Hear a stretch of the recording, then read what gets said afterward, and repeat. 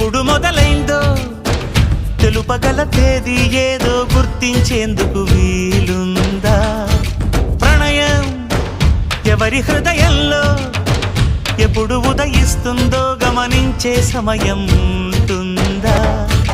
ప్రేమంటే ఏమంటే చెప్పేసి ఏ మాటుంటే ఆ మాటకి తెలిసేనా ప్రేమంటే?